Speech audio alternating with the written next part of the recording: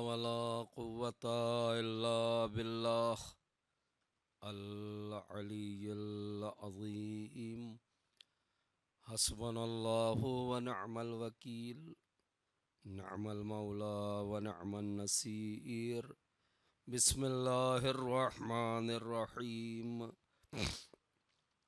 الحمد لله رب العالمين، الرحمن الرحيم، مالك يوم الدين، فاطر السماوات والأرضين، وبارئ الخلائق أجمعين. الصلاة والسلام والتحية والإكرام على سيد الأولين والآخرين، أفضل الأنبياء والمرسلين، المخاطب بطه وياسين، مولانا ومولى الكونين، جد الحسن والحسين، أبي القاسم المصطفى محمد،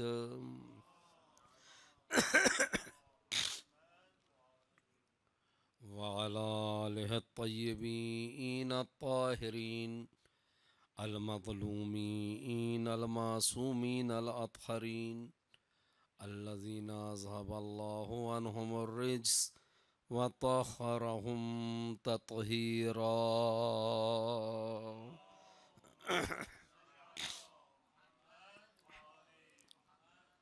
اللهم وال من والاهم وعاد من عاداهم وانصر من نصرهم واخذل من خذلهم والعن من نسب لهم من الأولين والآخرين.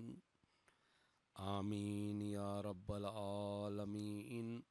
أما بعد، قال مولانا وسيدنا وإمامنا الزكي العسكري عليه الصلاة والسلام: ما ترك الحق عزيز إلا ظل، وما أخذ به ذلیل الا از.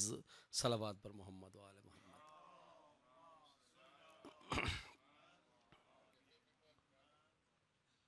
حضرات گرامی، خمسہ مجالس کی مناسبت آپ کو معلوم ہے. یہ خمسہ مجالس بالخصوص اس کی آخری مجلسیں ہمارے 11ویں امام حضرت امام حسن عسکری علیہ الصلاۃ والسلام کی ذات مبارک سے متعلق ہیں، چونکہ یہ ایام مولا علیہ الصلاۃ والسلام کی دردناک شہادت کے ایام ہیں. میں نے اسی مناسبت کو مد نظر رکھتے ہوئے مولا کے ارشادات میں سے ایک اہم ارشاد کو آپ کی خدمت میں تلاوت کیا ہے، جس میں مولا ہمیں ایک اصول اور معیار تعلیم فرما رہے ہیں.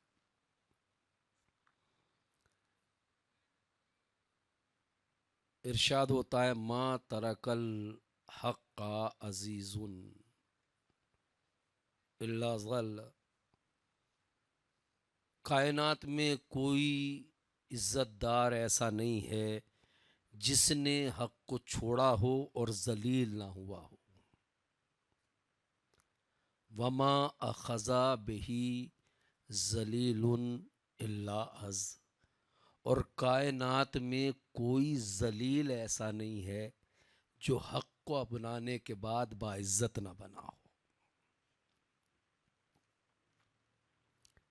یہ مولا کا بہت اہم ارشاد مبارک ہے.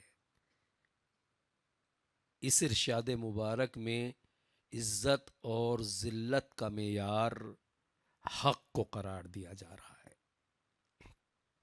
بلا استثناء اس کائنات میں جو بھی حق سے وابستہ ہوگا وہ عزت پائے گا، اور بلا استثناء اس کائنات میں جو بھی حق کو چھوڑے گا وہ ذلیل و رسوا ہوگا۔ یہ معیار ہے جو اللہ کے ولی امام برحق حضرت امام حسن عسکری علیہ الصلاۃ والسلام ہمیں دے کر گئے ہیں۔ اس ارشاد مبارک میں 3 چیزیں قابل غور ہیں اور ہم ان سے استفادہ کر سکتے ہیں۔ پہلی چیز یہ کہ حق ہمیشہ عزیز ہوتا ہے۔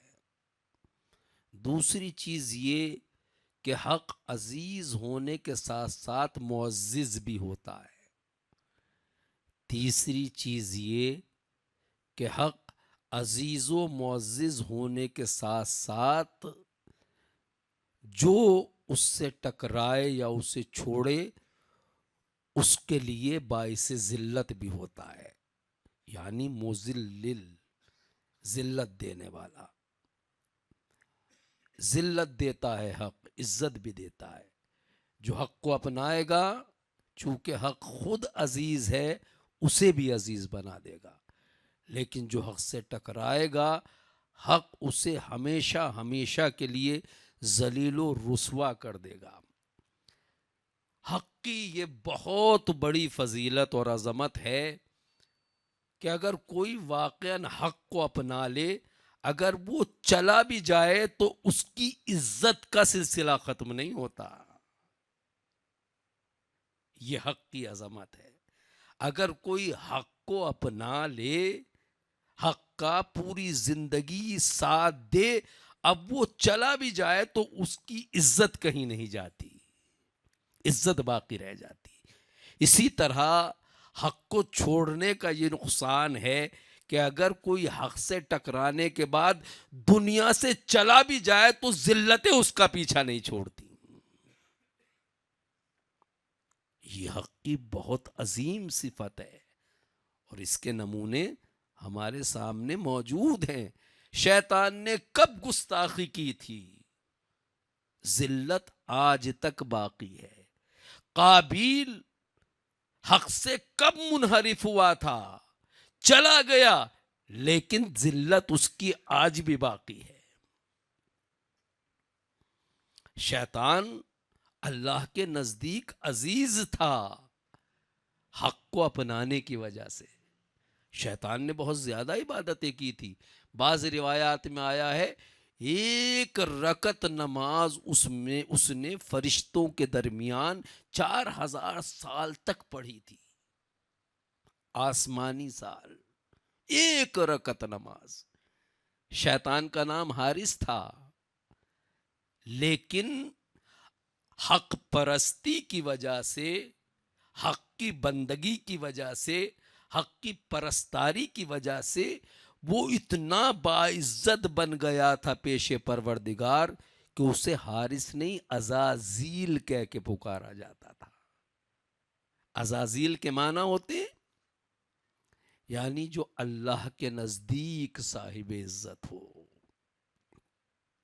یہ حق کو اپنانے کا نتیجہ تھا کہ حق کو اپنایا تو اتنا بلند ہوا کہ آسمان پہ چلا گیا، اور آسمان پہ جانے کے بعد حق کو اپنائے رہا، اس کی پرستش کرتا رہا تو اتنا بلند ہوا کہ ایک آسمان سے دوسرے آسمان پر، تیسرے آسمان پر، اس طرح اس کی عظمتیں بڑھتی رہیں۔ بعض کہتے ہیں کہ 4تھے آسمان پہ اس کے لیے اللہ کی طرف سے ایک منبر نصب کیا گیا تھا جس پہ بیٹھ کے وہ موعظہ کرتا تھا، اور اللہ کے معصوم فرشتے اس کے موعظے کو سنا کرتے تھے۔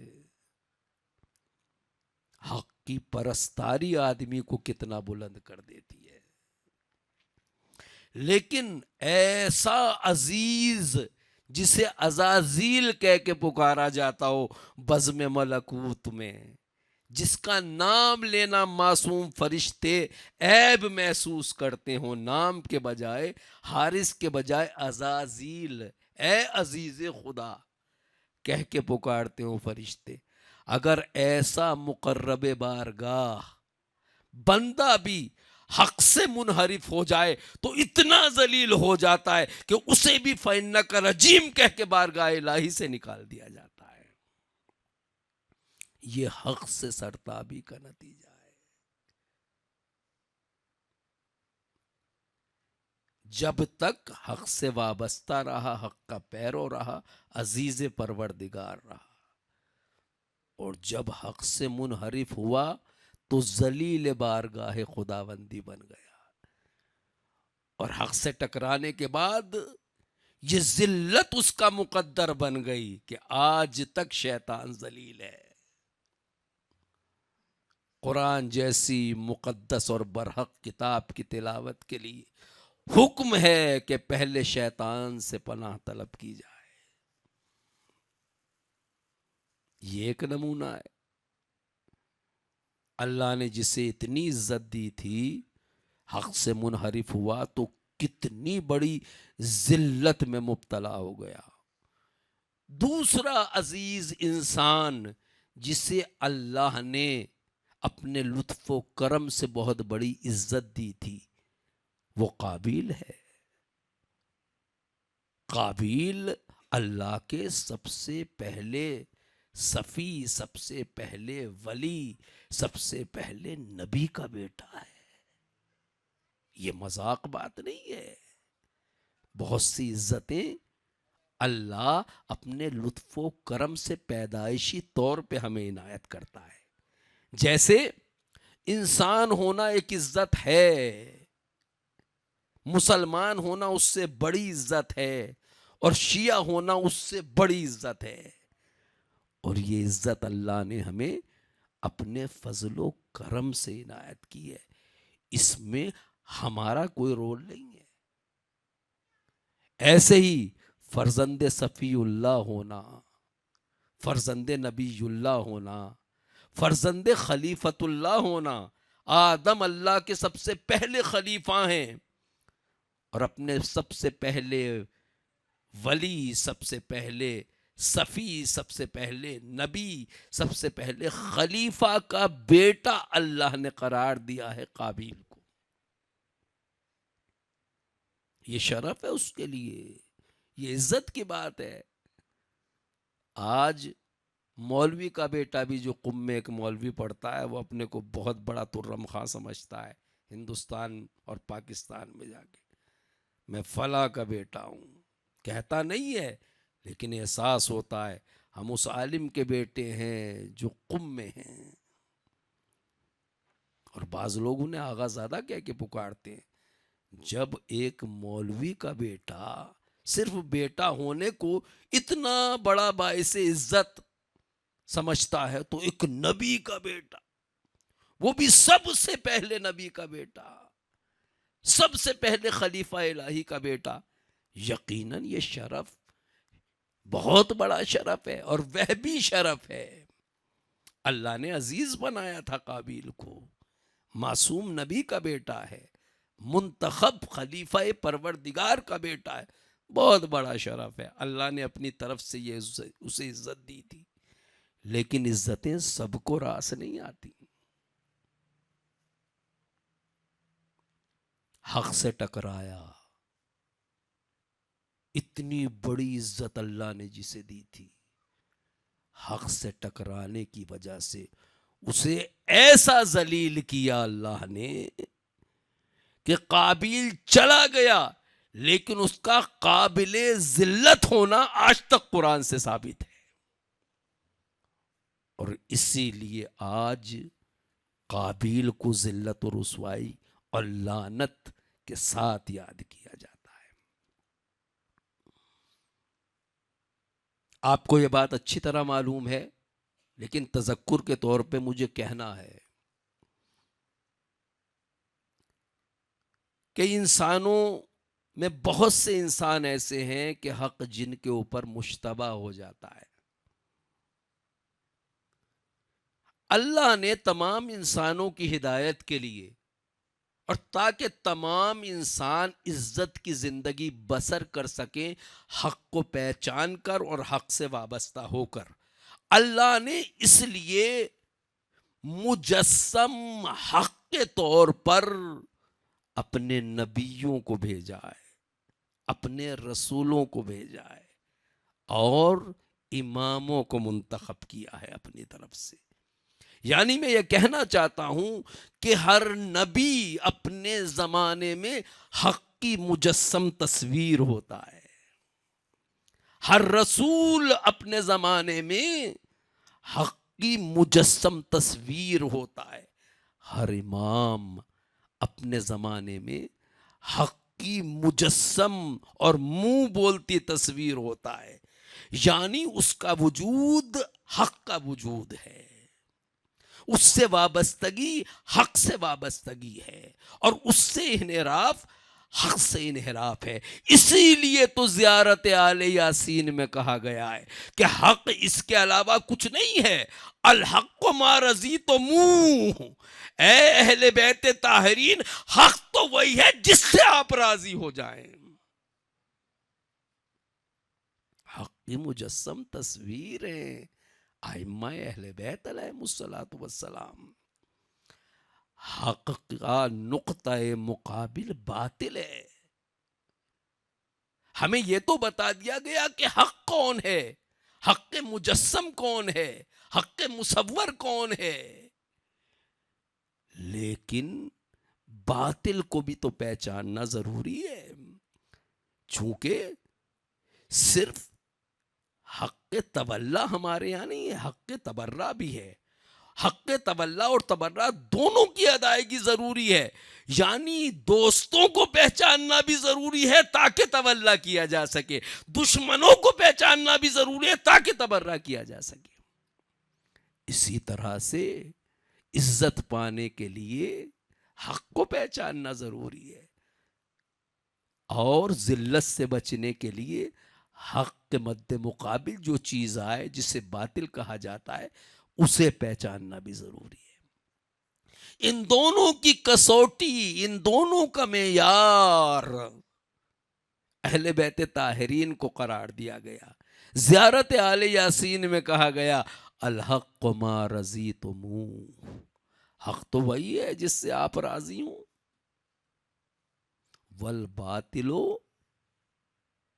ما ابطلتم یا وما کرہتم، اور باطل تو وہی ہے جس کو آپ ناپسند کریں۔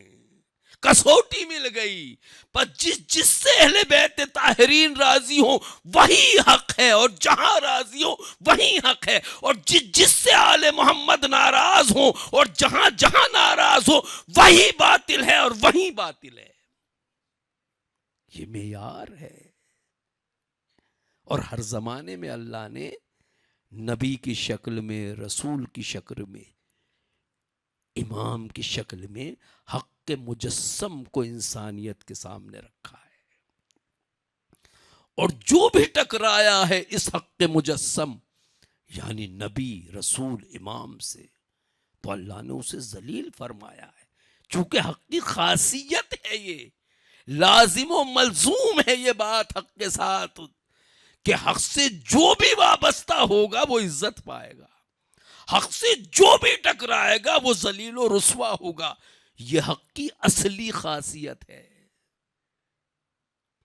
آپ تاریخ اٹھا کے دیکھ لیں، کوئی بھی ہو، میں نے ایک لفظ کہا تھا بلا استثناء، جو بھی حق سے وابستہ ہوگا وہ عزیز ہوگا، اور بلا استثناء جو بھی حق سے منہ پھیر کے باطل کی طرف جائے گا وہ ذلیل ہوگا۔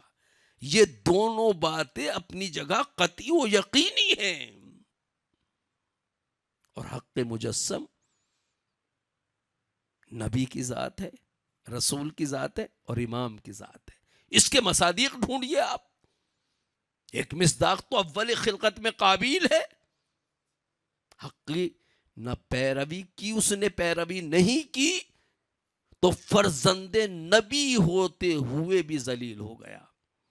دوسرا نمونہ کنعان ہے، حضرت نوح کے 4 بیٹے تھے، حام، سام، یافس اور کنعان، 3 بیٹے حق کے پیرو تھے، حق کے پرستار تھے، حق کے دل دادا تھے، عاشق حق تھے، عزیز ہیں تاریخ میں آج بھی. کنعان حق سے منحرف تھا اور انحراف حق کو چھپائے ہوئے تھا. حضرت نوح علیہ السلام کا بیٹا تھا لیکن حق پر نہیں تھا. خود پیغمبر زمانہ پر ایمان نہیں لایا تھا اپنے باپ پر فرزند نبی ہو کے. یہی سے پتا چلتا ہے کہ دین و ایمان اور حق کی پرستاری وراثت میں نہیں ملتی. ہم جو کہتے ہیں خون کا اثر یقینی نہیں ہوتا. خون کا اثر احتمالی ہوتا ہے. خون کا اثر آ بھی سکتا ہے, نہیں بھی آ سکتا. ہمارے یہاں یہ بات بہت مشہور ہے ہند و پاکستان میں کہ خون کا اثر ضرور آتا ہے. ضرور آتا ہے تو حضرت آدم علیہ السلام تو معصوم تھے, پہلے خلیفہ تھے, اللہ کے منتخب نبی تھے, صفی اللہ تھے, خلیفت اللہ تھے, نبی اللہ تھے. خون کا اثر حابیل میں آیا ہے, قابیل میں کیوں نہیں آیا؟ حضرت نوح علیہ السلام معصوم تھے, پیغمبر تھے, آدم ثانی تھے. خون کا اثر اگر یقینی ہو تو جناب نوح کا خون کا اثر حام سام یافس ان میں آئے اور کنعان میں نہ آئے, جبکہ وہ بھی انہی کا حقیقی بیٹا ہے. اس بات کو ہمارے اماموں نے اور ہمارے مفسرین نے باقاعدہ تسلیم کیا ہے کہ کنعان بھی حضرت نوح کا حقیقی بیٹا تھا. لہٰذا یہ بات اپنے دماغ سے نکال دینی چاہیے. ہمارے یہاں کے اکثر عوام اور خواص سب یہی کہتے ہیں کہ خون کا اثر ضرور آتا ہے. خون کا اثر ہو یا دودھ کا اثر ہو, ان دونوں کا اثر یقینی نہیں ہے. آ بھی سکتا ہے, نہیں بھی آ سکتا, امکانی ہے. جیسا کہ کنعان میں نہیں آیا. حضرت یعقوب علیہ السلام کے 12 بیٹے ہیں, ان میں سے ایک دو بیٹا صحیح ہے. ایک تو یقینی طور پر حضرت یوسف علیہ السلام, لاوی کو کہتے ہیں, وہ بھی اچھے تھے. لیکن باقی بیٹوں نے سرتابی کی ہے, اپنے باپ کو کہا کہ یہ کھلی ہوئی گمراہی میں ہے. قرآن اور کہیں کی بات نہیں کر رہا, قرآن میں جناب یعقوب کے بیٹوں کی اکثریت کا عقیدہ موجود ہے. انہوں نے خود کہا ہے بقول قرآن کہ ہمارے باپ کھلی ہوئی گمراہی میں. سال ہا سال تک وہ اسی فکر میں ڈوبے رہے. تو خون کا اثر اور دودھ کا اثر یقینی نہیں ہوتا, امکانی اور احتمالی ہوتا ہے. کنعان نے پیروی نہیں کی, چھپائے رہا, حق سے منحرف تھا. مجسم حق جو اسی کے گھر میں تھا, مجسم حق جس کی وہ اولاد تھا, یعنی نبی خدا حضرت نوح آدم ثانی علیہ السلام, حق سے منحرف تھا لیکن منافق تھا, چھپائے ہوئے تھا. اسی لیے تو حضرت نوح نے آواز دی, یا بنی ارکم معنا, اے میرے لال آجا کشتی میں سوار ہو جا. کشتی تو اہل حق کے لیے تھی, اہل باطل کے لیے نہیں. مفسرین نے یہی بیان کیا ہے, چونکہ انحراف حق کو چھپائے ہوئے تھا اس لیے آواز دی. اگر اس کا منحرف از حق ہونا ثابت ہو جاتا تو نوح کی نظر میں اس قابل بھی نہ رہ جاتا کہ بیٹا ہو کے اسے آواز دیں.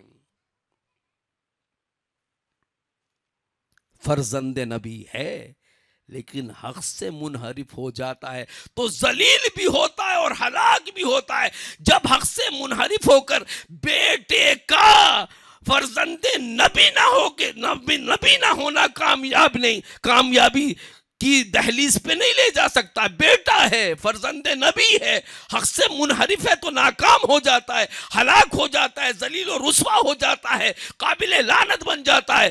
اب یہ جب بیٹے کے سلسلے میں یہ طے ہو گیا, اگر نبی کا بیٹا بھی حق سے منحرف ہو تو لعنتی ہوگا, ذلیل ہوگا, ہلاک ہو جائے گا, تو بیٹے کے مقابلے میں کسی ہماری بزم میں بیٹھنے والے کی کیا حیثیت رہ جاتی ہے؟ جب نبی کا بیٹا انحراف حق کے بعد ہلاکت و لعنت سے نہیں بچ سکتا تو نبی کا صحابی حق سے منحرف ہونے کے بعد ہلاکت و لعنت سے کیسے بچ سکتا ہے؟ صلوات پڑھ دیں محمد و آل محمد پر.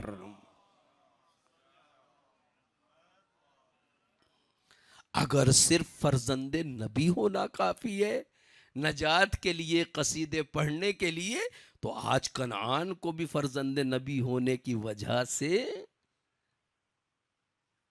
قابل درود و سلام سمجھنا چاہیے۔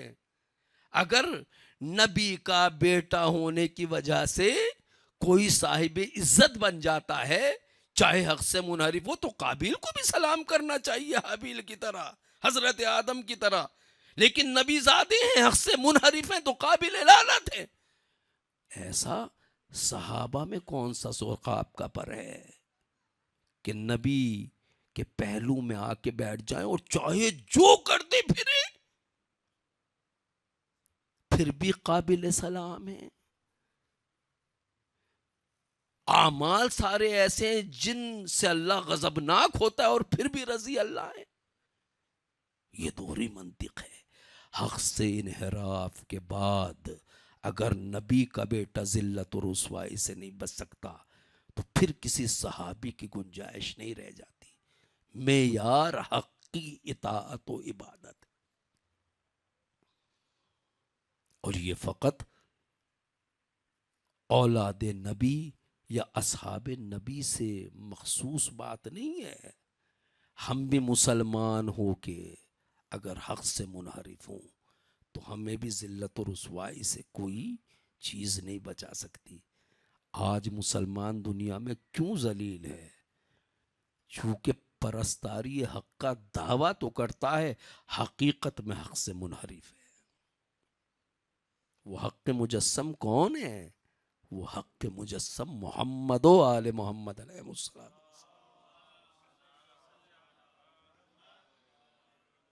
معیار حق ہے، جو بھی حق سے وابستہ ہو وہ قابل عزت ہے، جو بھی حق سے منحرف ہو وہ لائق ذلت و رسوائی ہے۔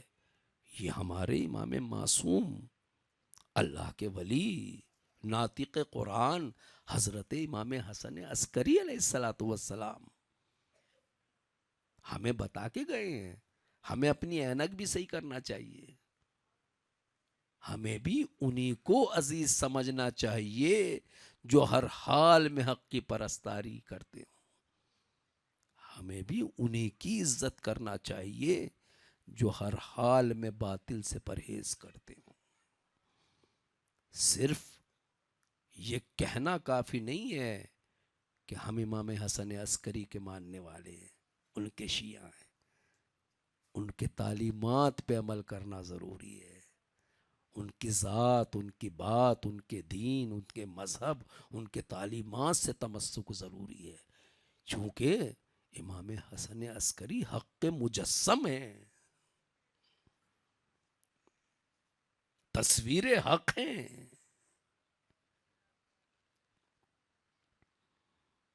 اس کے بہت سے نمونے تاریخ میں آپ کو مل جائیں گے، خواص میں بھی اور عوام میں بھی۔ جب تک جو حق سے وابستہ رہتا ہے عزت پاتا ہے، اور جب حق سے منحرف ہو جاتا ہے تو ذلت و رسوائی اس کا مقدر بن جاتی ہے۔ یہ نمونے قرآن میں موجود ہیں۔ تبت یدا ابی لہب، ابو لہب بھی ہاشمی ہے، ہاشمی ہونا بھی ایک عزت ہے، شرف کی بات ہے، لیکن حق سے منحرف ہو جائے تو ہاشمی ہونا کام نہیں آتا۔ حق سے اگر منحرف ہو جائے تو رسول کا قریبی رشتہ دار ہی کیوں نہ ہو، قیامت تک تازیانہ ذلت تبت یدا ابی لہب کے ذریعے اس پر پڑتا رہتا ہے۔ ہم کون ہوتے ہیں؟ ہمارے لیے کوئی الگ سے معیار نہیں ہے۔ ہم بھی اسی وقت عزیز ہوں گے، صاحب عزت ہوں گے، جب تک ہر میدان میں، ہر مرحلے میں حق سے وابستہ ہوں گے۔ حق بات کی تائید، حق ذات کی تائید، حق نظریے کی تائید، حق تحریک کی تائید، اس کی حمایت، اس کی نصرت۔ حق سے منحرف ہر نظریے کی تردید ہم پہ لازم ہے۔ آج ہماری اکثریت رواداری کی پیرو ہے، حق کی پرستاری نہیں ہے. ہمیں امام آواز دے رہے ہیں، ما ترک الحق عزیز اللہ ذل. سنو ہماری آواز کو سنو. کائنات کے اندر کوئی بھی صاحب عزت ایسا نہیں ہے جو حق کو چھوڑ کے ذلیل و رسوا نہ ہوا ہو. وما اخذ بہ ذلیل الا از. اور کائنات کے اندر، اس بھری کائنات کے اندر کوئی بھی ذلیل ایسا نہیں ہے جو حق سے وابستہ ہونے کے بعد عزیز نہ بنا ہو. ساری امت مسلمہ کو مولا امام حسن عسکری علیہ الصلاۃ والسلام کہ اس قول پر غور کرنا چاہیے، اور ہمارا فریضہ ہے کہ مولا کے اس قول کو تمام عالم اسلام تک پہنچائیں. تم کیوں ذلیل ہو؟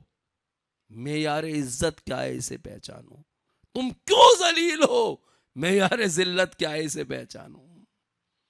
خانہ کعبہ کی دیواروں پر مولا کی یہ حدیث سنہرے حرفوں میں لکھ کے لگانی چاہیے تاکہ امت مسلمہ کو اپنی ذلت کا راز بھی سمجھ میں آ جائے اور کیسے عزت پائے گی یہ بھی سمجھ میں آ جائے. صلوات پڑھ دیں محمد و آل محمد پر. ہر مسجد میں مولا کی حدیث کو آویزہ کرنا چاہیے. ہر اجتماع میں مولا کی یہ حدیث ہونی چاہیے. معیار تو یہی ہے انسانی زندگی کا. انسان کو اللہ نے عزیز بنایا ہے، حق کو چھوڑنے کی وجہ سے وہ ذلیل ہو چکا ہے. پوری انسانیت تک انسان کامل امام حسن عسکری کی اس آواز کو پہنچانا پہلے سے کہیں زیادہ آج ہمارے لیے ضروری ہے. حق والے ہمیشہ تاریخ میں عزیز رہے ہیں اور حق سے ٹکرانے والے ہمیشہ تاریخ میں ذلیل رہے ہیں. میں نے عرض کیا تھا، پھر عرض کر رہا ہوں، حق کی پیروی کرنے والے اگر چلے بھی جائیں، مر بھی جائیں، فنا بھی ہو جائیں، ٹکڑے ٹکڑے بھی کر دیا جائے تو ان کی عزتیں پارا پارا نہیں ہوتی. عزتوں کا قد ان کا ہمیشہ زندہ رہتا ہے. اور حق سے ٹکرانے والے ایسے ذلیل ہوتے ہیں کہ اگر وہ چلے بھی جائیں، زمین کے 7ویں طبقے میں بھی انہیں اتار دیا جائے، بالکل غائب ہو جائیں، لیکن ذلتیں ان کا پیچھا نہیں چھوڑتی. وہ سامنے ہوں یا نہ ہوں، حق سے ٹکرانے کی سزا ذلت اور رسوائی کی شکل میں انہیں ملتی رہتی ہے. یہ آج بھی ہم کائنات میں دیکھتے ہیں. حجاج چلا گیا، ذلت نہیں سگی. حجاج ابن یوسف چلا گیا، ذلت نے پیچھا نہیں چھوڑا. حق سے انحراف کا نتیجہ. صدام چلا گیا، ذلت نے آج تک پیچھا نہیں چھوڑا. یزید چلا گیا، لعنت اور ذلت نے آج تک پیچھا نہیں چھوڑا. حق سے ٹکرانے کا نتیجہ. یزید حق کے مجسم کو ٹکڑے ٹکڑے کرنا چاہتا تھا. امام حسین کربلا کے میدان میں حق کے مجسم تھے. یزید نے جسم حسین کو پامال کیا ہے، عزت حسین کو پامال نہیں کیا ہے. حسین کی عزت آج بھی باقی ہے. حق عزیز بھی ہوتا ہے، معزز بھی ہوتا ہے. امام حسین عزیز بھی ہیں، معزز بھی ہیں. دیکھا آپ نے حسینی بن کے چہلم میں کربلا گئے تو کتنی عزت کی گئی. چونکہ حسین حق کے مجسم ہیں، اس لیے عزیز بھی ہیں اور معزز بھی ہیں. عام حق کی پیروی کرنے والے مرنے کے بعد عزیز تو ہوتے ہیں، لیکن چونکہ امام حسین حق کے مجسم ہیں اس لیے مرنے کے بعد عزیز بھی ہیں اور مرنے کے بعد معزز بھی ہیں. خود بھی عزیز ہیں اور آج بھی جو حسین سے وابستہ ہو جاتا ہے وہ بھی عزیز ہو جاتا ہے۔ بڑے سے بڑے سیٹ، بڑے سے بڑے نواب، رئیسان قبیلہ مولا کی چوکھٹ پہ جا کے انا خادم الحسین، کتنا بڑا شرف! کیوں نہ کہیں دنیا کے بزرگ و برتر لوگ خادم الحسین ہونے پہ فخر کرتے ہیں، چونکہ اس لقب پہ تو سید الملائکہ جبریل نے فخر کیا ہے۔ حسین سے وابستہ ہونا حق مجسم سے وابستہ ہونا ہے، اور اگر حق مجسم سے وابستہ ہو گئے تو پھر دنیا کی کوئی چیز تمہاری عزت کو پامال نہیں کر سکتی۔ خمینی در حسین سے وابستہ تھا، چلا گیا، عزت آج تک باقی ہے۔ شیخ مفید دنیا سے چلے گئے، حسینی تھے، مرنے کے بعد آج تک مفید بھی ہیں اور عزیز بھی ہیں۔ یہ حسین سے وابستہ ہونے کا نتیجہ ہے۔ جس حسین کی لاش کو پامال کیا گیا، ٹکڑے ٹکڑے کیا گیا، اس حسین کی عزت کو کوئی پارا پارا نہ کر سکا۔ حسین کے قاتل نے بھی، حسین کتنے عزیز ہیں، حسین کے قاتل نے بھی سر حسین کو تن سے جدا کرنے کے بعد اگر سر حسین کو کسی مقام پہ رکھا تو نیزے کی بلندی پہ رکھا۔ میر انیس کیا خوب فرماتے ہیں، سجدے کا نشاں دیکھ کے کہتی تھی یہ خلق، نیزے پہ یہ سر کسی نمازی کا ہے۔ یہ سجدے کا نشان نہیں تھا، یہ نشان حق تھا جو حسین کی پیشانی سے چمک رہا تھا۔ یہ خورشید حق تھا جو حسین کی پیشانی سے بازار کوفہ و شام میں طلوع ہو رہا تھا۔ ایسے مولا کے ماننے والے ہو، ہائے ہائے بظاہر حسین کی لاش پامال ہوئی، ایسا سلوک حق مجسم کے ساتھ کیا گیا جو دنیا میں کسی کے ساتھ نہیں کیا گیا۔ سید سجاد اپنے غریب بابا کو یاد کر کر کے 35 سال تک خون کے آنسو روئے۔ مدینے سے جانے کے بعد بھی سید سجاد کو چین نصیب نہیں ہو سکا، بلکہ مدینے کا ہر منظر کربلا میں تبدیل ہو گیا۔ کسی بھتیجے کو چچا کہتے ہوئے دیکھا تو اپنا چچا عباس یاد آ گیا، کسی جوان کو دیکھا تو جوان بھیا علی اکبر، کسی 6 مہینے کے بچے کو کسی کی گودی میں دیکھا، ہائے میرا بھیا علی اصغر، کسی 4 سالہ بچی کو دیکھا تو ہائے رقیہ بنت الحسین۔ ہر منظر مدینہ امام سجاد کی نگاہ میں منظر کربلا میں تبدیل ہو گیا۔ کھانا سامنے آتا ہے، خادم لا کے رکھتا ہے، مولا توجہ نہیں فرماتے، کہتا ہے مولا بہت بھوکے ہیں، کھانا تناول فرما لیجئے۔ کہتے ہیں کیسے کھا لوں بابا، 3 دن کے بھوکے شہید ہو گئے۔ خادم پانی لا کے رکھتا ہے، کیا بولے سید و سردار فرزند رسول پانی نوش فرمائے، بابا کیسے پی لوں، آخری وقت چند قطرے پانی نہیں دیا گیا، خشک گلے پہ خنجر چل گیا۔ یہ گھر کے اندر کا منظر ہے۔ سید سجاد گھر سے باہر نکلتے، قصاب کو دیکھتے ہیں کہ مسلمانان مدینہ کی گوشت فراہم کرنے کے لیے جانوروں کو ذبح کرنا چاہتا ہے۔ مولا قصاب کی دکان پہ جاتے ہیں، قصاب کے قریب ہوتے، قصاب اٹھ کے اعتراف کرتا ہے، مولا کیوں زحمت فرمائی فرزند رسول، بھائی تو کیا کرنا چاہتا ہے کہ مولا مسلمانان مدینہ کے لیے حلال گوشت فراہم کرنے کے لیے ان گوسفندوں کو ذبح کرنا چاہتا ہوں۔ میرے مولا فرماتے ہیں میں ذبح کرنے سے منع نہیں کرتا، لیکن اتنا ضرور کرنا کہ ہر گوشت پند کو ذبح کرنے سے پہلے پانی ضرور پلا لینا۔ کہتا ہے مولا ہم تمام قصابان مدینہ کا یہ دستور ہے کہ کسی بھی حلال جانور کو ہم پانی پلائے بغیر ذبح نہیں کرتے۔ میرے مولا نے کربلا کا رخ کیا، اے میرے بابا، اے غریب بابا، اے مظلوم بابا، جانوروں کو بھی کوئی ذبح کرتا ہے تو پانی پلا لیتا ہے، آپ تو 3 دن کے بھوکے پیاسے تھے۔ ہائے ہر کربلا کا منظر سید سجاد کے لیے مدینے میں تازہ ہو جاتا تھا جب گھر سے باہر نکلتے تھے یا گھر کے اندر ہوتے تھے۔ 35 سال مولا نے کربلا کو یاد کر کے کرب کے عالم میں گزارے، کرب شدید کے عالم۔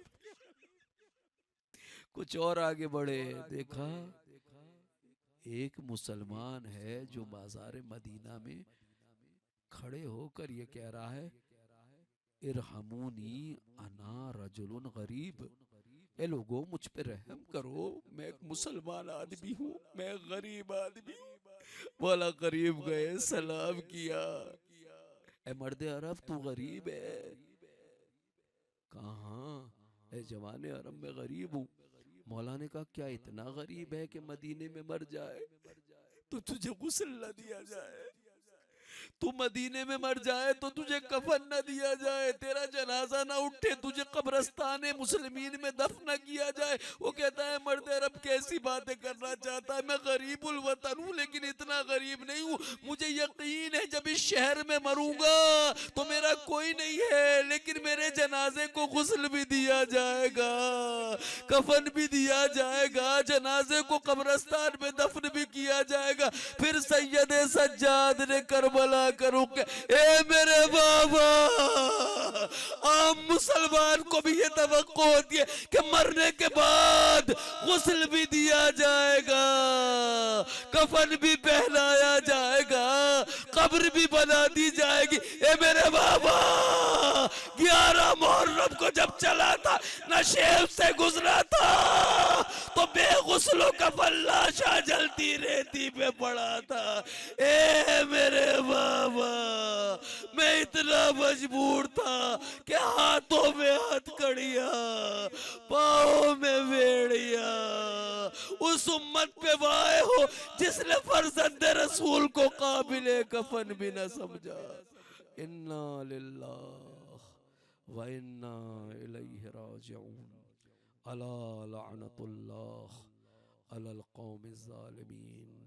الہی بحق حقیقتک وبحقک وبحق دم الحسین علیہ الصلاة والسلام عجل لولیک الفرج، عجل لولیک الفرج، عجل لولیک الفرج، وارزقه العافیة والنصر، واجعلنا من آوانه وانصاره وشیعته والذابین عنه والمستشهدین بین یدیه، والعن واهلك واذب اعداءه اجمعین۔